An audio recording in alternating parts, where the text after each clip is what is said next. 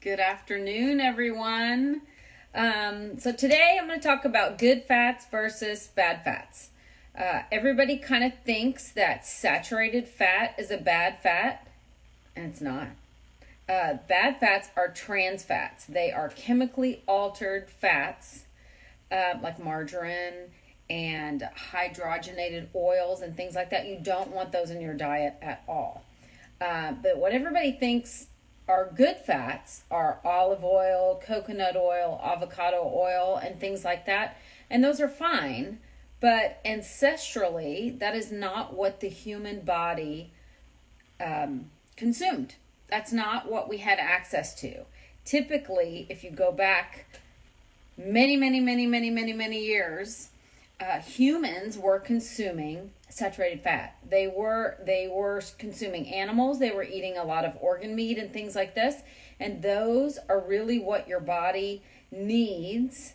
I'm not telling you necessarily to eat a bunch of organ meat, because personally I don't do that, but I do take in a lot of saturated fat, and saturated fat would be like lauric acid from coconut oil, which is MCT oil. Excellent on a ketogenic diet. You take in MCT oil. I put it in my tea. I also put it in my protein shakes. And that is an oil that your body does not store as fat. MCT oil is derived from coconut oil. The lauric acid in the MCT oil, your body will not store that as fat. It will use it, it will process it and turn it into ketones, and then your body will use that as fuel. It'll help your body access its own fat for fuel. Ketones are what your body creates when you need fuel. So in the absence of carbohydrates, your body will make ketone bodies, and that is how you survive. That is how humans can survive for weeks, even months, without eating, because they will access their own fuel, their own fat for fuel. Your fat will process into ketone bodies, and that is what will give your body fuel. So saturated fats have a very good amino acid profile, and they have good omega-3s and omega-6s, and that is really what your body wants. So go ahead and cook things in duck fat. It's delicious. Go ahead and have the dark meat chicken with the skin on it. You don't just have to eat white meat chicken. Bacon.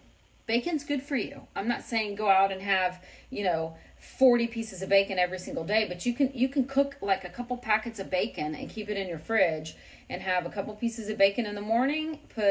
Use the bacon grease to cook other things with. It's delicious. It's actually good for you. And then you can crumble up some of the bacon and put it in a salad. These are all good things for your body. Your brain is actually made of fat. There's a lot of fat content in your brain, and a lot of that is saturated fat. Same with your cell membranes. They are made also of saturated fat. So when you take in saturated fat, you are feeding your brain, you are feeding your cells, and saturated fat will help you with your sugar cravings. So the higher fat content in your diet, the lower you will have cravings for unhealthy carbohydrates and sugar. And you can use the olive oil and coconut oil and avocado oil as support products. Or if you're a vegetarian and you can't eat meat, or you choose not to eat meat, then that's fine. You can get your fats from those things. But grass-fed butter is one of the best things that you can put on your food. You can cook with it. I cook my eggs in grass-fed butter, and grass-fed butter actually has something in it called CLA, which helps with fat loss.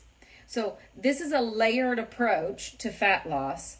They will help your body when you increase your fat intake to 70% or higher and eliminate or really reduce your carbs to 20 or fewer net carbs a day, or you can maybe even go up as high as 50 net carbs a day, but really increase your fat intake and use these good fats, including saturated fats, grass-fed butter. Wonderful. Really good for your body. Your body craves these things, and your body will create ketones for energy, and that will train your own body to use its own fat stores for energy as well. And you will see fat loss. You will retain your muscle. Most diet programs are traditionally In the 90s, it was high carb, low fat, which was high sugar. And that is just really shown up now today in higher diabetes rates and higher and just fatter people, heavier people with more heart problems and health problems from the higher carbohydrates.